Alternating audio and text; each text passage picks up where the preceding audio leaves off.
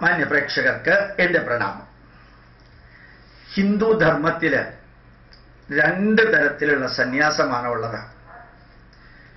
അതിലെല്ലാ പുരാണങ്ങളും നമ്മളോട് നമ്മളെ ഓർമ്മിപ്പിക്കുന്നു.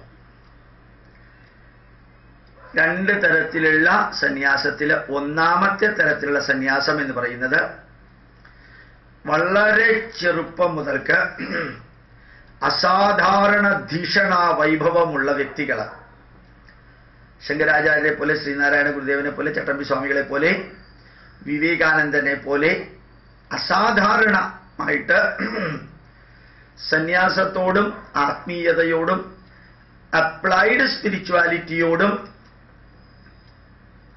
അതിയായിട്ടുള്ള ആഭിമുഖ്യമുള്ളവർ, അഭിവാഞ്ചയുള്ളവർ, ഇച്ഛാശക്തിയുള്ളവർ.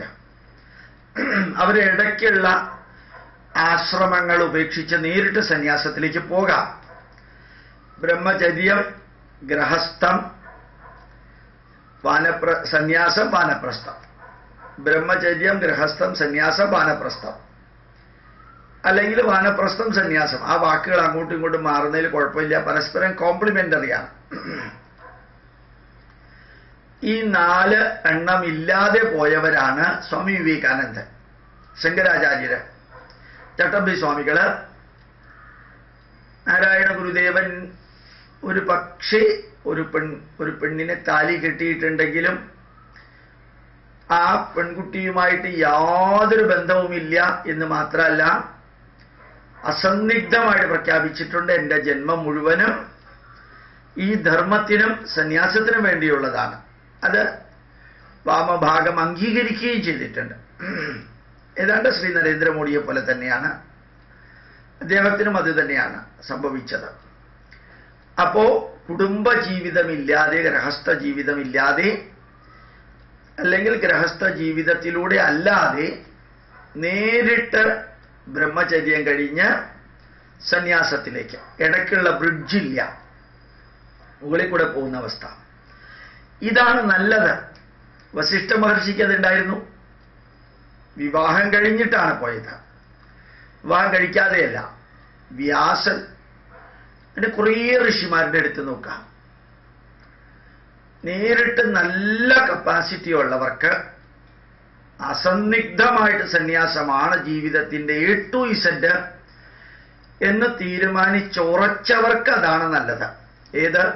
ബ്രഹ്മചര്യത്തിൽ നിന്ന് പിന്നെ നേരിട്ട് സന്യാസത്തിലേക്കും പിന്നെ വാനപ്രസ്ഥത്തിലേക്കും.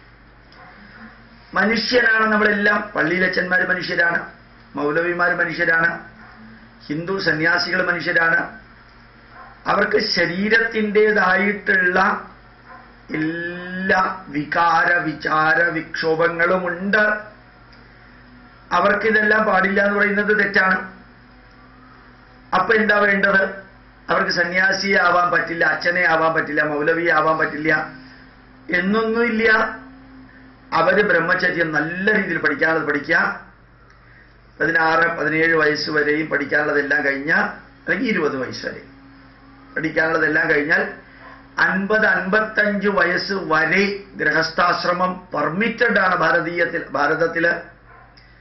50 വയസ്സ് വരെയോ 55 വയസ്സ് വരെയോ ഭാര്യയും മക്കളും ഒക്കെ ആയിട്ട് സുഖമായിട്ട് ജീവിക്കാം.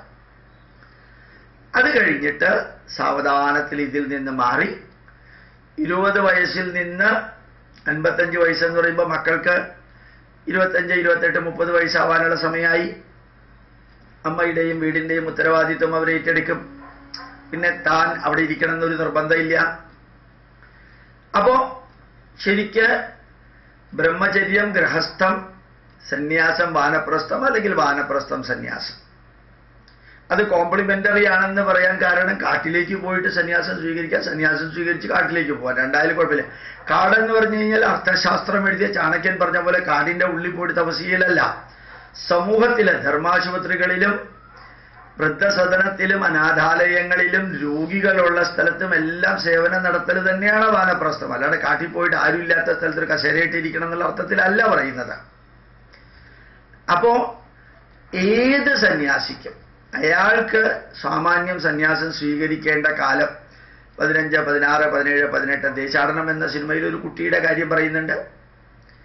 ആ കുട്ടിയുടെ കാര്യത്തെക്കുറിച്ചിട്ടല്ല, ഇത്തിരി പ്രായമായിട്ടാണ് സന്യാസത്തിലേക്ക് പോകുന്നതെങ്കിൽ അവിടെ വെച്ച് തീരുമാനിക്കാം, നല്ല രീതിയിൽ തീരുമാനിക്കാം, ഞാൻ ഗൃഹസ്ഥാശ്രമം കഴിഞ്ഞിട്ടേ പോകുന്നുള്ളൂ എന്ന് തീരുമാനിക്കാം. ഇനി അതല്ല, തനിക്ക് ഇടക്കാലത്ത് തനിക്ക് സന്യാസം പറ്റിയതല്ല എന്ന് തോന്നുകയാണെങ്കിൽ ഗൃഹസ്ഥാശ്രമത്തിലേക്ക് വരാൻ ധാരാളം സന്യാസിമാരങ്ങനെ വന്നിട്ടുണ്ട്, അച്ഛന്മാർ വന്നിട്ടുണ്ട്. ഞാൻ സെയിന്റ് ആൽബർട്ട്സ് കോളേജിൽ പഠിക്കുമ്പോൾ അവിടെ പനയപ്പള്ളി അച്ഛനുണ്ട്. ഈ പനയപ്പള്ളി അച്ഛൻ ഒരു അനാഥാലയത്തിലെ ഇൻചാർജും കൂടിയാണ്, പെൺകുട്ടികളുടെ അനാഥാലയമാണ്, അതിൻ്റെ ഇൻചാർജും കൂടിയാണ്. അദ്ദേഹം അതിലെ ഒരു പെൺകുട്ടിയെയും കൊണ്ട് കുറച്ച് പൈസയും കൊണ്ട് അങ്ങേര് മദ്രാസിലേക്ക് പോയി, ചെന്നൈയിലേക്ക് പോയിട്ട് അവിടെ സുഖമായിട്ട് ഇപ്പോഴും ജീവിക്കുന്നുണ്ട്. ഇപ്പോൾ ഒരു അച്ഛൻ പെണ്ണ് കെട്ടാൻ പാടില്ല എന്നൊന്നുമില്ല, ഒരു സന്യാസി പെണ്ണ് കെട്ടാൻ പാടില്ല എന്നൊന്നുമില്ല. അമൃതാനന്ദമയുടെ അമ്മയുടെ കൂട്ടത്തിലുള്ള ധാരാളം സന്യാസിമാർ കുറേ കാലം സന്യാസം സ്വീകരിച്ച് അതിനുശേഷം അത് വേണ്ടെന്ന് വെച്ചിട്ട് അമ്മയുടെ അനുഗ്രഹത്തോടുകൂടി അമ്മയുടെ സാന്നിധ്യത്തിൽ വിവാഹ ജീവിതം, വിവാഹം അമ്മ നടത്തി കൊടുത്തിട്ട് നല്ല രീതിയിൽ ജീവിക്കുന്നവരുണ്ട്. എനിക്ക് കൈമനമാശ്രമത്തിലും ഒരു സ്വാമി അങ്ങനെ ചെയ്തു. അമ്മയോട് എന്ന് പറഞ്ഞു, എനിക്കിനി ഞാൻ 3 വർഷമേ ഉദ്ദേശിച്ചിരുന്നുള്ളൂ, ഇനി സന്യാസം മതിയാക്കിയിട്ട് ഞാൻ ഗൃഹസ്ഥത്തിലേക്ക് പോവാണ്. സന്യാസം മതിയാക്കിയിട്ട് സന്യാസി ആശ്രമം മതിയാക്കിയിട്ടെന്നല്ല, ആ 3 വർഷത്തെ സന്യാസ ജീവിതം മനസ്സിലാക്കിയിട്ടെന്നുള്ള അർത്ഥമാണ് അവിടെ ഉള്ളത്. അതുകൊണ്ട് മനുഷ്യ ശരീരത്തിന് വികാര വിചാരങ്ങളുണ്ട്. ശ്രീനാരായണ ഗുരുദേവൻ പറഞ്ഞ പോലെ ഇത് ഭൗതിക ശരീരമല്ലേ, ഇത് അനുഭവിക്കേണ്ടതല്ലേ എന്നാണ് നാരായണ ഗുരുദേവൻ പറഞ്ഞത്. അത് സത്യമാണ്. ഒരു വ്യക്തിയുടെയും കാല് തൊട്ട് നമസ്കരിക്കരുത് എന്ന് ഞാൻ പറയാൻ എപ്പോഴും കാരണം, ആരെ നിങ്ങൾ നമസ്കരിക്കുകയാണെങ്കിലും, പ്രത്യേകിച്ച് സ്ത്രീകൾ സന്യാസിമാരെയോ പള്ളിയിലച്ഛന്മാരെയോ നമസ്കരിക്കുമ്പോൾ ഈ കൈ ചുംബിക്കല്ലേ. ഒരു പെണ്ണ് ആണിൻ്റെ ശരീരം തൊടുമ്പോൾ വികാരം ഉണ്ടാവും, ആണ് പെണ്ണിൻ്റെ ശരീരം തൊടുമ്പോൾ വികാരം ഉണ്ടാവുമെന്ന് എനിക്ക് അറിഞ്ഞുകൂടാ, ഞാൻ പെണ്ണല്ലാത്തത് കൊണ്ട്. ഏതായാലും ഒരു കാര്യം ഉറപ്പാണ്, ആത്മീയതയുടെ പേരിലായാലും ഭൗതികതയുടെ പേരിലായാലും സംസ്കാരത്തിൻ്റെ പേരിലായാലും കാല് തൊട്ട് ശരീരം തൊട്ടുള്ള വന്ദനം വേണ്ട. കാരണം മനുഷ്യ ശരീരത്തിനുള്ള വികാരങ്ങളൊക്കെ, ഹോർമോണുകളൊക്കെ സന്യാസി ആയതുകൊണ്ട് ഇല്ലാതെയാവില്ല, പള്ളിയിലച്ഛനായതുകൊണ്ട് ഇല്ലാതെയാവില്ല. അപ്പോ ശരിക്കും ബ്രഹ്മചര്യം, ഗൃഹസ്ഥം, സന്യാസം, വാനപ്രസ്ഥം, അതിലൂടെ പോകണം. ആര് സന്യാസിയാവാൻ തീരുമാനിക്കുന്നു എങ്കിലും അതാണ് ബെസ്റ്റ്. അപ്പൊ പിന്നെ ഈ പെൺകുട്ടികൾക്ക് കത്തിയെടുക്കേണ്ടി വരില്ല.